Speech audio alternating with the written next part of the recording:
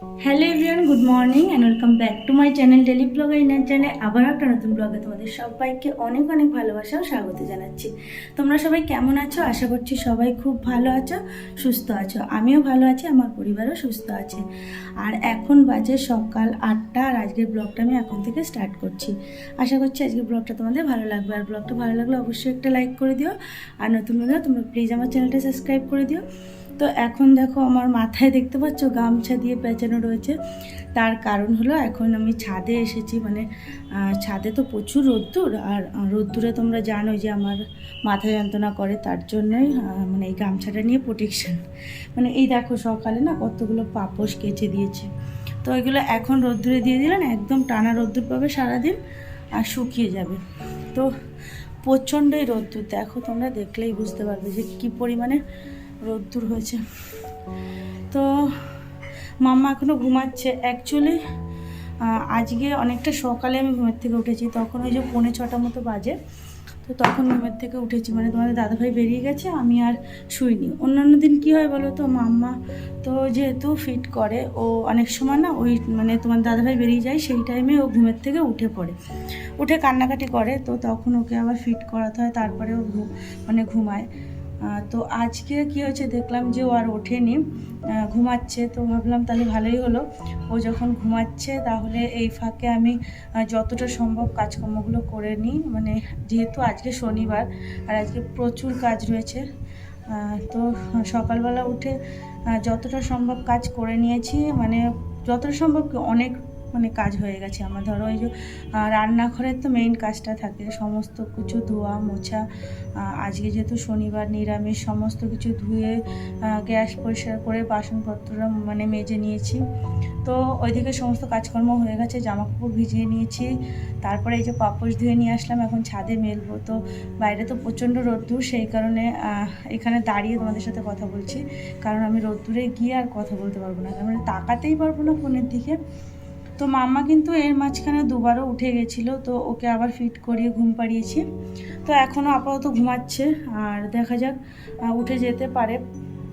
কারণ আমি ওর পাশে না ঘুমালে না, মানে না শুয়ে থাকলে অ্যাকচুয়ালি বেশিক্ষণও ঘুমাতে চায় না। অন্যান্য দিন কী হয়, মানে সকালবেলা ওঠার চেষ্টা করলেও না উঠতে পারি না। আসলে ব্যাপারটা হয় এরকমই যে ও বেরিয়ে যায়, মানে তোমার দাদাভাই বেরিয়ে যায়, তারপরে মাম্মা কান্না করে, ওকে আবার ফিট করাতে গিয়ে না অ্যাকচুয়ালি চোখে তো ঘুম থাকে, তখন গিয়ে ওকে ফিট করাতে গিয়ে একটু শুয়ে পড়লে মানে কখন যে ঘুমটা চলে আসে, আর সেই 8:30 15টা এরকম বেজে যায়, জানো তো, ঘুমের থেকে উঠতে। তো আজকে যেহেতু দেখলাম মাম্মা আর ঘুমের থেকে ওঠেনি, ও বিরক্ত করছে না বা কান্নাকাটি করছে না, সেই কারণেই সকালবেলায় উঠে সমস্ত কাজকর্ম মোটামুটি করে নিয়েছি। আর এখন নিচে যাব, মানে এই পাপোশগুলো মেলে তারপরে নিচে যাব, যে নাইটিটা চেঞ্জ করে যে একটু চা করবো, মানে রান্নাবান্নার কাজগুলো শুরু করব। তো নিরামিষের দিনে না একটা ঝামেলা যে কি রান্না করব না করব। যাই হোক, দেখা যাক কি রান্না করি। কালকে সবজি নিয়ে এসেছে অনেকগুলো, তো কী কী রান্না করব সেগুলো তো অবশ্যই তোমাদের দেখাবো। আর চলো এখন বেশি বকবক করবো না, কারণ মাম্মা উঠে গেলে এদিকের কাজও আমার হবে না। আবার নোংরার গাড়িও ঢুকে গেছে, তো নোংরাটাও দিতে যেতে হবে। চলো সঙ্গে থাকো, ভিডিওটা দেখতে থাকো।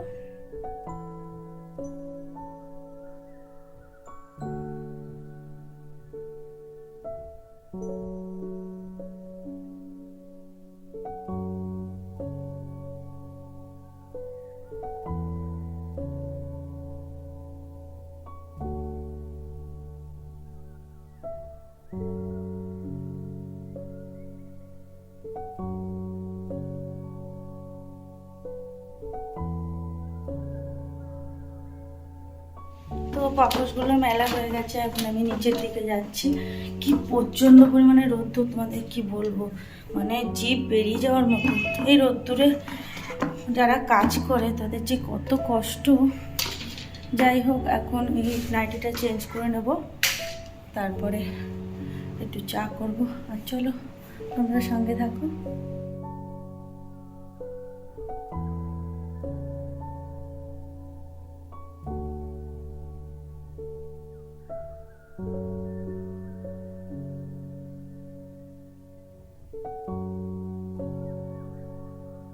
নাইটি চেঞ্জ করে চলে এসেছি রান্নাঘরে, আর এখন চালটাকে বের করে নেবো। চালটাকে বের করে একটু ধুয়ে ভিজিয়ে রাখবো, কারণ চালটা ভিজিয়ে রাখলে না ভাতটা বেশ সুন্দর হয়।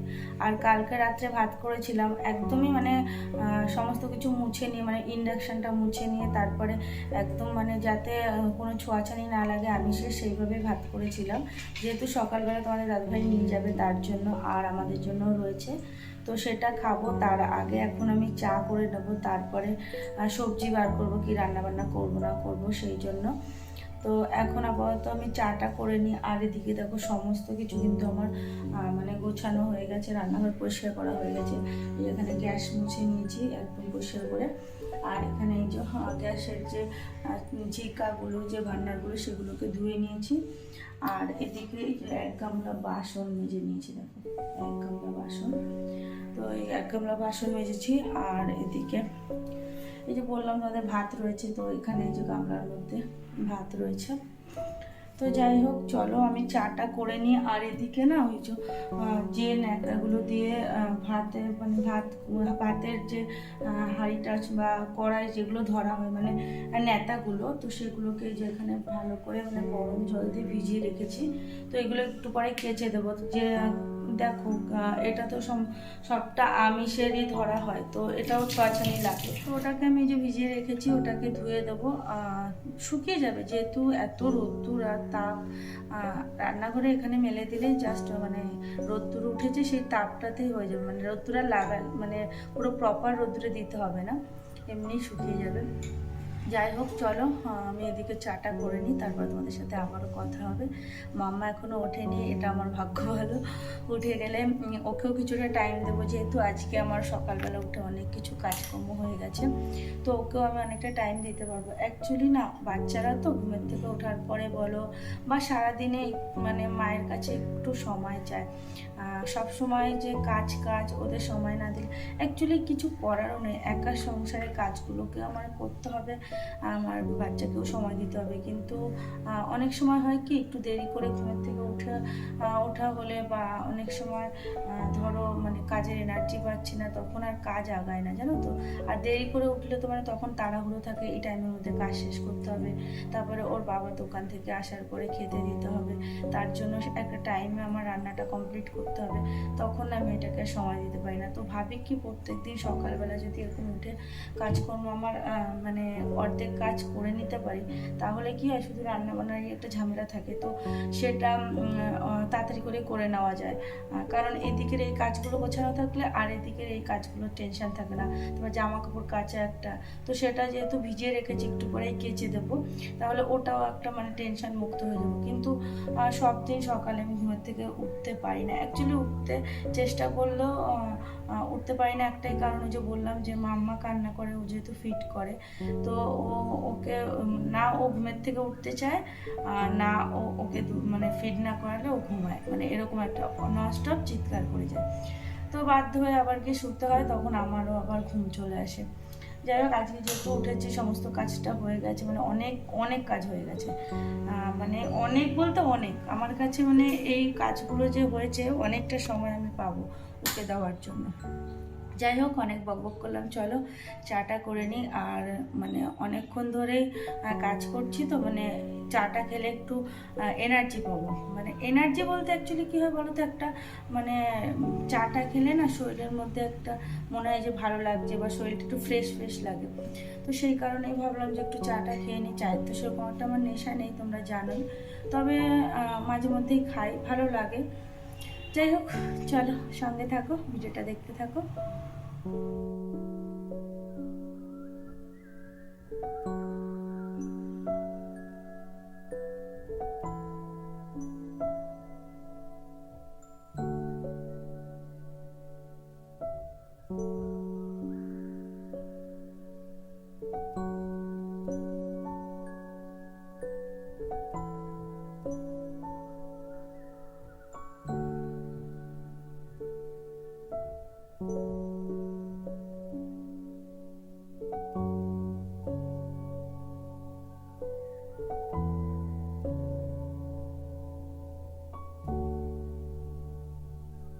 তো আমার চা করা হয়ে গেছে, আর এখন এই যে বিস্কিট বের করে নিচ্ছি। আর এই বিস্কিটগুলো কিন্তু মাম্মার বিস্কিট মানে ব্রিটানিয়া থিন যে বিস্কিটগুলো হয় না, ওগুলো হলো বাচ্চাদের জন্য খুব ভালো।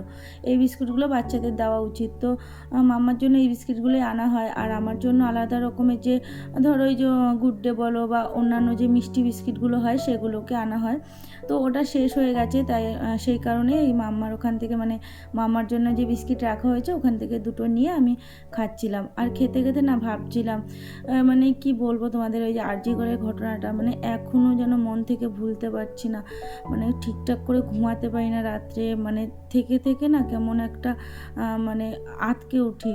মানে এমন একটা ঘটনা না মানে মন থেকে যাচ্ছেই না, কেমন যেন মনের মধ্যে একটা ছাপ ফেলে গেছে। যতদিন না অবধি জাস্টিস মানে পাচ্ছে মেয়েটা, আর মনে হচ্ছে যেন আমরাই জাস্টিসটা যদি মানে যতদিন না পাচ্ছি যেন শান্তি পাচ্ছি না, এরকম একটা ব্যাপার। তো যাই হোক, দেখো এখানে এই যে রান্নাবান্নার জন্য দেখো সমস্ত কিছু কেটে মানে নিয়েছি। আর এখানে আজকে তো নিরামিষ, কী রান্না করবো বুঝেই পাচ্ছিলাম না। তো এখানে এই যে পটল, কাঁকরোল, তারপরে আলু সমস্ত কিছু কেটে নিয়েছি, এগুলোকে একটু ভেজে নিলাম। আর জানো তো কথায় আছে না যে কোনো কিছু নিয়ে বেশি আনন্দ করতে নেই। তো তোমাদের সকালবেলা বলছিলাম না যে সকাল সকাল ঘুমের থেকে উঠেছি, সকাল সকাল কাজ হয়ে যাবে, অনেকটা টাইম হাতে পাবো। আর কী হয়েছে জানো তো, তখন কটা বাজে, ওই 10:30 মতো বাজে, মাম্মা তখন উঠে গেছে। তো 10:30, 11:15 মতো হবে হয়তো। তো সেই টাইমে মাম্মাকে খাইয়ে ভেবেছি যে রান্নাঘরে আসবো এরকম সময়। তো হঠাৎ করে কারেন্টটা চলে গেছে।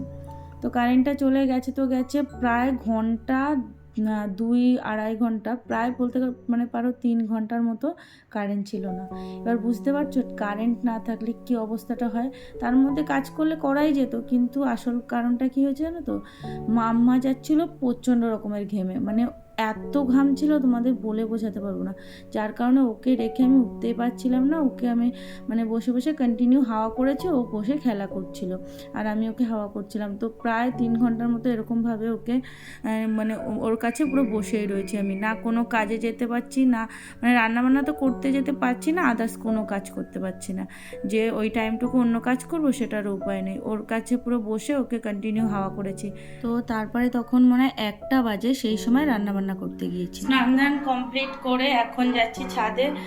যে জামা কাপড়টা সকালে মানে ছেড়েছিলাম, যে নাইটিটা আর যেটা পরেছিলাম পরে, সেই নাইটি দুটোকে কেচে দিয়েছি। তো সেটাকে এখন মেলার জন্য এসেছি, আর ফুল তুলে নিয়ে যাব, কারণ পুজো দেওয়া এখনও হয়নি। তো সেই কারণে আসলাম, আর মাম্মাকে ঘুম পাড়িয়ে দিয়েছি।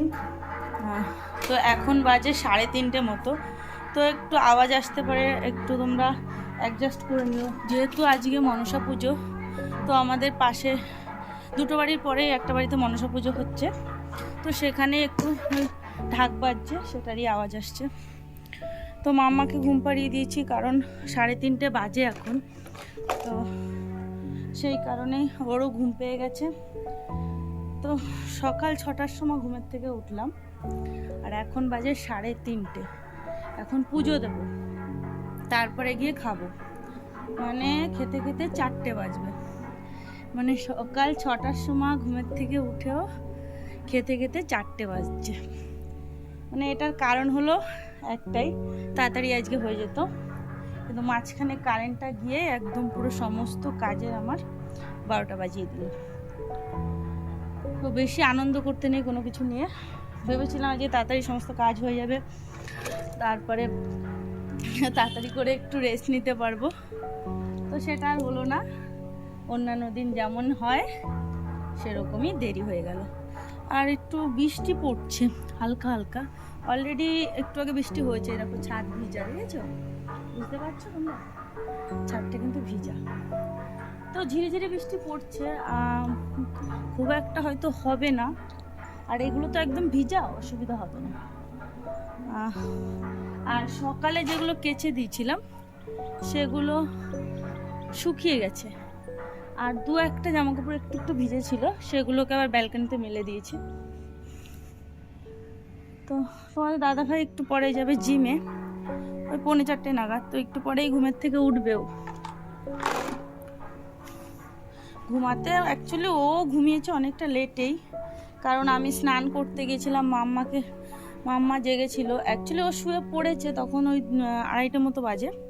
তো খাওয়া দাওয়া করে শুয়ে পড়েছে, কিন্তু মাম্মা বিরক্ত করে, তো ও যদি জেগে থাকে ওর পাশে তো ওইভাবে ঘুমানো যায় না, খাটের মধ্যে ছুটোছুটি করে, তারপর পড়ে যাওয়ার একটা ভয় থাকে, ওই জন্য প্রপার ঘুমটা হয় না। তো আমি স্নানে গেছিলাম, সেই কারণে বললাম যে অন্তত স্নানটা আমি করে আসি, তারপরে এসে ওকে ঘুম পাড়িয়ে দেবো। তো স্নান করে এসে ওকে ঘুম পাড়িয়েছি। তারপরে তোমাদের দাদাভাই হয়তো হার্ডলি আধা ঘন্টা 1.5 ঘন্টার মতো ঘুমিয়েছে। তো এখনও উঠবে, যেহেতু জিমের টাইম হয়ে গেছে। তো ও এখন উঠবে, উঠে জিমে যাবে, আর আমি এখন পুজো দেব, তারপরে ভাত খাবো। আর ঠাকুরের বাসনটা মেজে রেখে এসেছি। দেখি এই ছোটো ছাদে একটা জবা ফুল গাছ আছে, তো দেখি ওটাতে জবা ফুল ফুটেছে নাকি। অনেকগুলো নীলকণ্ঠ ফুটেছে, সেটা পরে নিচ্ছে, ওই বড়ো ছাদে রয়েছে, তো ফোটেনি। কালকে অনেকগুলো ফুটেছিল, কিন্তু আজকে একটাও ফোটেনি। যাই হোক, নীলকণ্ঠ ফুল ফুটেছে অনেকগুলো, তো ওগুলোতে হয়ে যাবে। হ্যাঁ, যখন ভাবি যে তাড়াতাড়ি করে সমস্ত কাজটা কমপ্লিট হয়ে যাবে, একটু সময় পাবো, সে আর উপায় নেই। তারাও তালাটা দিয়ে নি।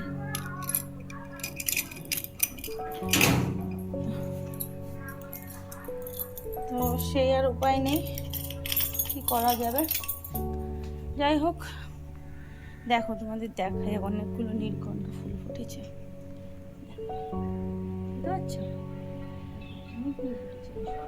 তো চলো আমি ফুলগুলোকে তুলে নিই, তারপর পুজো টুজো দিয়ে খেতে হবে।